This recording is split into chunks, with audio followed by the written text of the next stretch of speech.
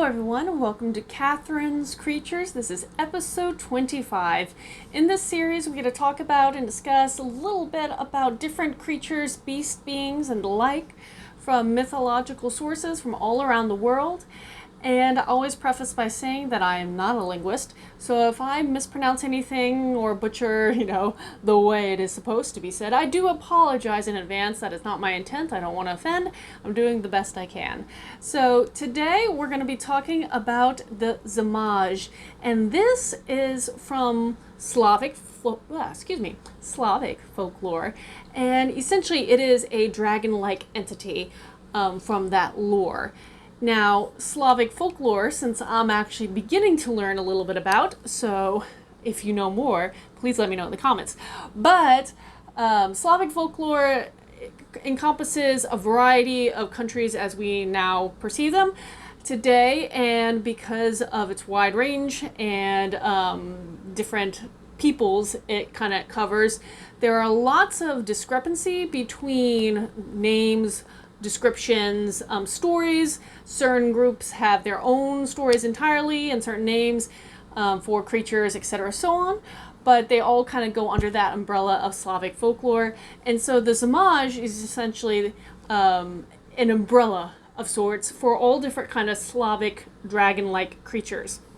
So I'm going to touch on a few, but there are a lot, and some probably do need to be focused independently, so I'll make notes to come back to them at a later date.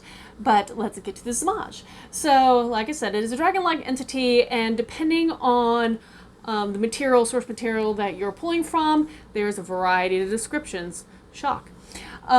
Including, there are some that saying that their origin is based from being created from some kind of creature that is a long-living animal, so ranging from 30 to 100 years, and this could be, they could be created from a horse, rooster, carp, ox, ram, dog, anything that reaches that kind of 30 to 100 years, so that longer life mark in the terms of the people of the day, because you have to think about it, people didn't live that long, so having any kind of animal that lived decently of any kind of length was surprising, and so would be probably a good source to create a creature that is both terrifying and awe-inspiring. Now, other descriptions again vary. There's one version from the Russia-Ukraine kind of area, and the dragon is known as Zmaj Gornich,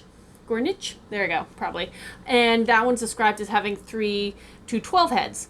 Other lore will counter that and say the Zmaj only has 1 or an even number of head because their counterpart has odd numbers of heads. So we'll get to that in a moment. But again, descriptions vary widely.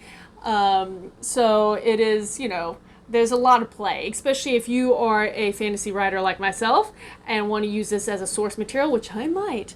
There's a lot of play with descriptions and backgrounds and personalities. The nice thing about the Zmaj is, for the most part, it is viewed as a benevolent creature, which makes this dragon-like creature more akin to Eastern dragons versus Western dragons, because Western dragons with the fire breathing and the capturing of the maidens and the killing of people are far darker and usually viewed as evil, versus Eastern dragons, which they're revered more often than the Western dragons. So Zmaj being beneficent in some ways and just benign in others kind of tends to slot in a little closer to the Eastern lore.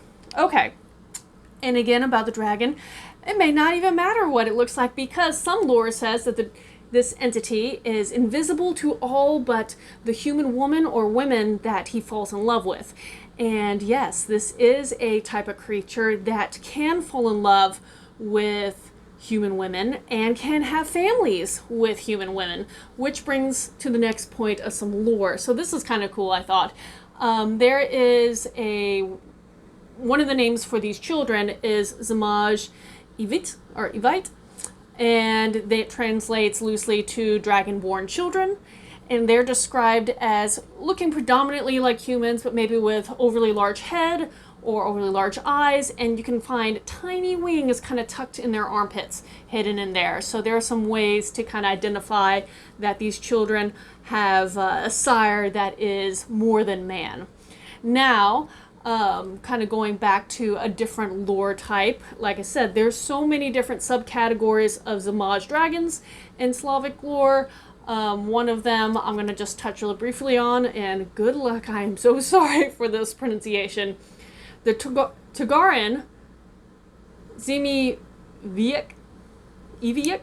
oh my lord, I apologize, sometimes pronounced or worded or named Zmi Bogatir, and this is a creature that loosely translates serpent hero, and it is a man-like dragon entity. So people who like those dragon shifter books might like this one, but a man-like dragon entity, and it's from the Kievan Rus era of people. So this kind of heroic literature, years and years ago, they had these kind of dragon men. So I thought that was kind of cool, because I thought that was shifter dragons were a little more new and modern. That's not the case. So pretty cool. So again, if you're interested in Slavic folklore, there is a lot of material about the Zmaj and other creatures in their lore. There's so much. Again, I'm just beginning to read into it and kind of fall in love with this folklore category. So if you have any questions for me pertaining to this or anything else, post them in the comments below or message me on social media. And until next time, skål.